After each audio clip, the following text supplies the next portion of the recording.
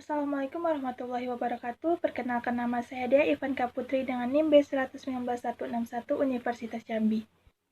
Di sini saya akan membahas mengenai Undang-Undang Minerba untuk memenuhi tugas dari Hukum Sumber Daya Alam dengan dosen pengampu Bapak Ivan Fauzani Raharja. Selamat menyaksikan.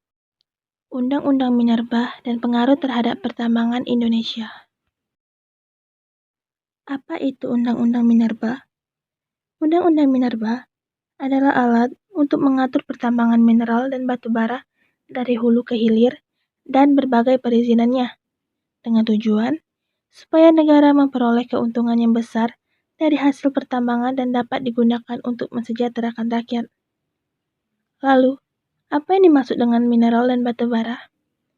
Mineral adalah senyawa anorganik yang terbentuk dari alam, yang memiliki sifat fisik dan kimia tertentu serta susunan kristal teratur atau gabungannya yang membentuk batuan, baik dalam bentuk lepas ataupun padu.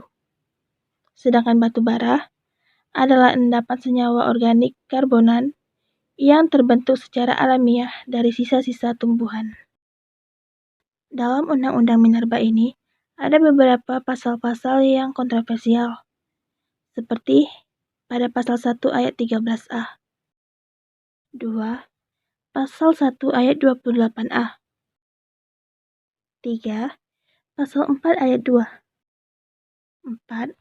Pasal 22, 5. Pasal 42 dan pasal 42A, 6. Dihapusnya pasal 83 ayat 2 dan ayat 4 Undang-Undang Minerba Lama, 7. Pasal 162 dan pasal 164,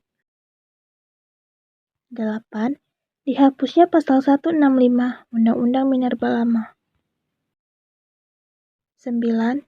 Pasal 169A, dan 10. Pasal 169B ayat 5. Apa saja risiko yang bakal dialami oleh masyarakat akibat adanya Undang-Undang Minerba ini? Risikonya seperti 1. Masyarakat tidak bisa mengadu ke pemerintah daerah. Kedua, risiko dipolisikan bila menolak perusahaan tambang.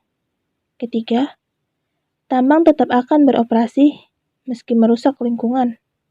Keempat, jaminan royalti yang 0%. Jika dengan adanya resiko bagi masyarakat akibat dari Undang-Undang Minerba ini, lalu mengapa menurut pemerintah undang-undang ini dibutuhkan? Menurut pemerintah, undang-undang ini dibutuhkan karena berbagai alasan, seperti 1. Mendorong peningkatan nilai tambah produk pertambangan guna menguatkan daya saing dengan negara lain. Tujuannya agar Indonesia mampu terbebas menjadi penghasil bahan mentah saja. Kedua, negara banyak merugi karena unreporting transaction dari pertambangan raksasa yang nilainya triliunan rupiah. Ketiga, lemahnya perlindungan terhadap lingkungan dan menciptakan sumber daya ramah lingkungan. Keempat, harus ada sanksi tegas terhadap pelanggar yang menimbulkan efek jerah, serta undang-undang harus melindungi hak-hak masyarakat kecil yang tinggal di sekitar daerah tambang. Contoh pelanggaran Undang-Undang Minerba. Adapun pelanggaran terhadap Undang-Undang Minerba yang pernah terjadi yakni dilakukan oleh PT Stanindo Inti Perkasa atau SIP di Bangka Belitung. Perusahaan beroperasi dalam penambangan timah menggunakan kapal isap produksi atau KIP tanpa izin. Adapun tempat pengoperasiannya berada tepat pada wilayah wisata Pantai Pasir Padi. Dalam kasus ini, Direktur Utama SIP Modentus Hendrawan dilaporkan pada awal Januari 2018 oleh Walhi.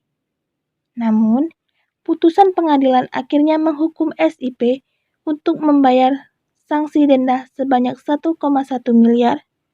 Sementara, Direktur Utama SIP tidak terkena hukuman kurungan ataupun penjara.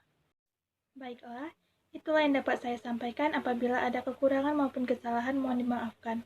Wassalamualaikum warahmatullahi wabarakatuh.